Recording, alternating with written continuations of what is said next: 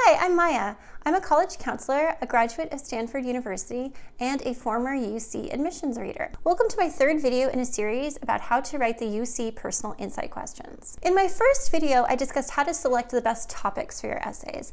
And in my second video, I gave tips on the best way to draft your essay. Now, in this video, I'll be discussing how to edit your essays once they are drafted. If you haven't watched my first two videos, I suggest you start with those first since it is a series, so they'll help you come up with topics and draft your essays so you'll be set up for revision. But if you already have essays written and you just kind of want to know where to go from here, then you can go ahead and start with this video. Congratulations, you've made it to editing and revising, which means that you've done the hardest part of writing your essays, which is getting your ideas down on paper. No matter how good or bad you think your essays are right now, you want to take time to revise. You want to make sure that you're communicating your ideas clearly and effectively. If you have watched my previous videos, you know that the UC readers are looking for clear and direct answers to the essay topics, and you'll be revising with that in mind. You want to make sure that in your essays you are highlighting your accomplishments, explaining your extracurriculars, and communicating to the UCs that you are prepared for college. So, getting into revision. There are two major parts of any piece of writing. There is the structure and there is the content. The structure is how you organize what you're saying, and the content is the actual ideas or story that you want to tell. So far, you've probably mostly been thinking about the content, even though if you've been following my directions, you've also been structuring your essay. The first step to revision is always just rereading what's there and seeing what you already have on the page. You want to be thinking about things like, does your essay have a beginning, middle, and an end? Or are you jumping all over the place in the timeline and ending at kind of a random point? Are you telling a clear story about the activity or whatever it is you're writing about that a person who's never met you will understand? First, just divide the essay into paragraphs if they aren't in paragraphs already. Think about how you feel when you open a book or click on a link and what you see is just like a wall of text. Do you want to read it? No, nobody wants to read it. People want to read things in digestible chunks, and admissions readers are, in fact, people, not weird lizards. If you've started with a structure, like you've watched my previous videos and you've been working with the 3-paragraph structure, it's very likely that you'll want to start by dividing up that middle paragraph. Often this middle section will work better if it's more than one paragraph, especially if you're talking about different things you did that are related or different things that happened over a period of time. Say you were writing about all the different times that you volunteered as a tutor while you were in high school, you could have a separate paragraph for each organization that you tutored for. Next, you want to reorganize your paragraphs to make sure that you're telling the story in order. This really gets at chronology in general. It's easier for people to understand a story if you're telling it in the order that it happened. So a structure that often makes sense for a UC personal insight question is an introduction that talks about how you got involved in an activity. And then a paragraph that has like kind of the earliest example of how you did this or what you did with it. And then another paragraph that maybe shows what you did later or more recently as you became more advanced with whatever it is you were doing. And then a conclusion that reflects on that whole experience. Because UC essays work best if they're very clear and direct, it's not a place where you want to be playing around with the chronology to make it interesting. That just makes it more confusing to someone who's trying to understand your involvement in something. Once the essay is structured in order and in a way that you can really kind of understand what you have down on the page, that's when you want to come back and start thinking about editing the content. If you watched my previous videos, you'll know that a number of times I said that you want to answer the question. So you want to ask yourself, are you answering the question? Something to think about. Does it still fit under the question that you thought it did? You don't have to keep it under the question that you wrote it for. Maybe you wrote an answer about community service, but now as you look at it, you realize that you took the lead on a lot of projects, and actually it would make a really good answer for the leadership question. You also want to consider, are you making any big content mistakes in your essay? So these could be things like talking a lot about grades. A good rule of thumb here is that you just don't really want to acknowledge or talk about like grades, SAT and ACT scores, or just the sort of idea of applying to college in general. So kind of the worst case scenario here would be if you wrote a greatest challenge essay about how your greatest challenge was getting good grades and SAT scores so that you could get into a UC. And that might be true, honestly. Like that could be a really big challenge that's important to you, but it's not going to make you stand out as unique on your application. There are a couple exceptions to this, however. If you had a challenge that you want to write about that affected your grades, then you will want to address that in the part of the question that asks about how that challenge affected your academic achievement. And then for the educational opportunity question, if you were in like a special college preparation program, especially for if you were low income, and through that program, part of what you got access to was tutoring or test prep, then it would be relevant to make sense to bring it up in that essay. Another thing to avoid, excessive bragging. I've noticed that students who are actually very modest in person can come across as sounding kind of braggy in their essays. And this is really something that just kind of happens in the tone of the essay. So it can be really helpful to have someone else take a look at it and see if that's something that they kind of pick up as they're reading it. In a way, there's kind of a fine line between sounding overconfident and on the other end of the spectrum, like you're lacking self-esteem. And I think the best way to try to figure out like where you're falling on that spectrum is to just look at what you've said and see whether you think it really accurately reflects what you did, and if it accurately reflects your accomplishments. This can be helpful to get another perspective on, because just depending on both your personality and how you kind of feel as you're writing, you might tend to kind of blow things up a little bit because you want to sound confident because you want the colleges to be excited about you. Or you might be someone who has kind of the opposite inclination and is a little bit more reserved in your writing, and maybe you're thinking in the back of your head like, oh, but I could have done better or something like that. And so you're actually not bringing to the forefront the really cool things that you did do. Another thing to look for in your essays is if you're writing about a challenge that you faced or had to overcome, that you're focusing on the overcoming part of it. This can be something that I find a lot of students don't do. They'll focus a ton on what the challenge was and how they sort of got into it, and then really quickly sum up how they overcame it, or leave that out entirely. And that's a very, very important part of that question if you do answer it. Then there's also being likable.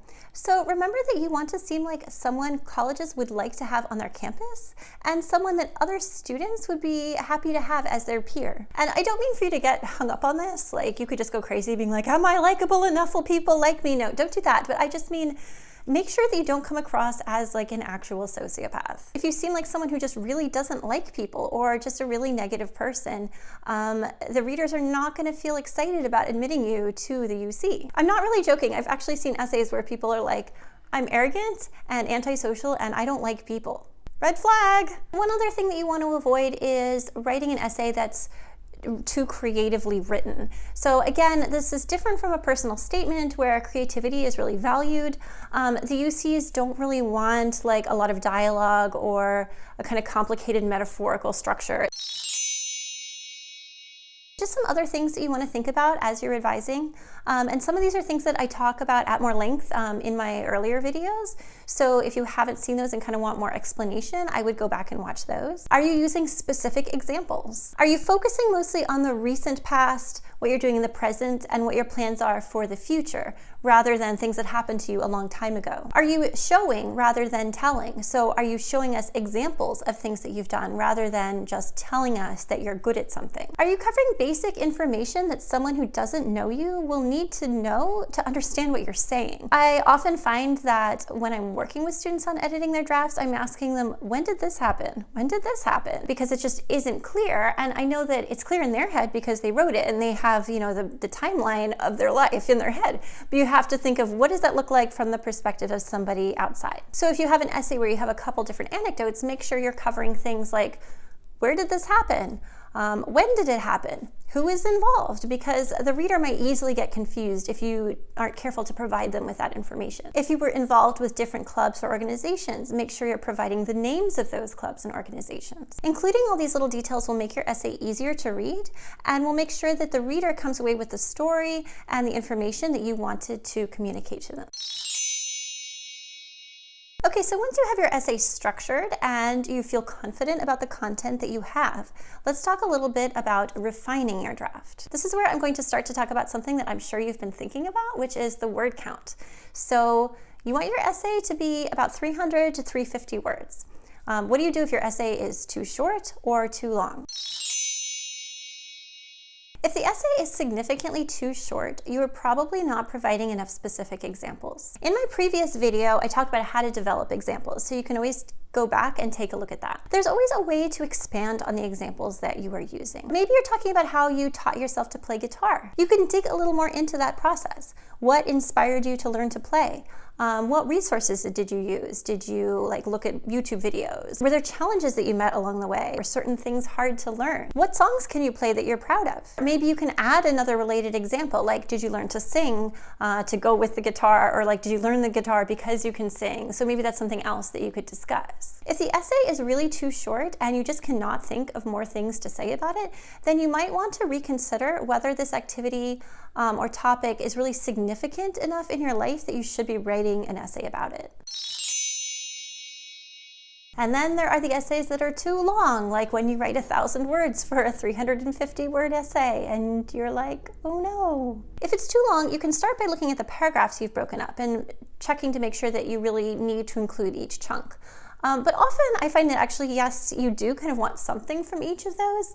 And that's when you need to look at the essay a little more closely, sentence by sentence, and consider how important is it for the reader to know this specific information.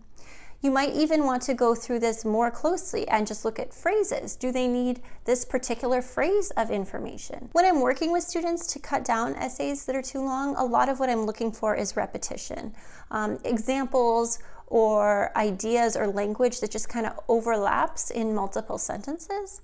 And then a lot of times what you'll find is that those sentences can be cut or combined to shorten the length of the essay while not losing any of the ideas. And another thing that you want to look at when you're editing, even if it's not too long, is whether you're using a lot of filler words like really and very that just aren't necessary, and cutting those out to make your writing more concise and clear. Okay, so now I'm finally going to get to that part of revising that I think everyone actually thinks of as editing, which is basically mechanics, things like word choice and grammar. You want to do this last. There's no point in refining a sentence that you're just going to delete anyway. When I'm doing my own writing, this is always the last step. I know that I might just throw out an entire paragraph or an entire page of something I've written, and I'm not going to bother being super picky about every single word I use until I know that that overall idea is definitely staying in the piece of writing that I'm working on. So of course you'll want to check for common grammar errors, spelling, punctuation, capitalization. Make sure that you're capitalizing proper names of things. Capitalize the names of clubs. High school is 2 words. If grammar and the fine points of editing isn't your strong suit, then I really do suggest asking someone else to take a look and proofread it. You can also obviously use a spell check or a grammar check. I would just caution being a little careful with the grammar check. I've had students who insisted on using a grammar check when I was actually sitting next to them, which is fine, but I would sometimes actually disagree with the grammar check because it just didn't really understand the nuance of what the student was trying to say. So remember that if you're using that, it is a computer, so make sure that you read it also and are sure that you're confident that the edits that you're making are correct. And then finally, there comes a time to let it go. Oh, let it go. Don't obsess about every single word and every single sentence. They are not going to admit or deny you based on one sentence that could have maybe sounded a little bit better. You want to show that you can write clearly and well, and you want to make sure that you are communicating the things that you want the UCs to know about you. But it's not a grammar test, and also the essays don't have to be perfect. It's great if you can get other people to read your essays and give you feedback on them. Remember that the essays are your essays, and you get to communicate what matters to you, and you get to decide how you represent yourself to the UCs. Thank you so much for watching this video, and I hope that this series on how to write the UC essays was helpful for you. If you have any questions, please put them in the comments. I'll be taking a look at what's there. And I will be continuing to make videos on applying to the UCs, applying to other colleges, general tips for preparing for college, things to know for when you are in college. So make sure to hit subscribe to get all that great stuff that's coming.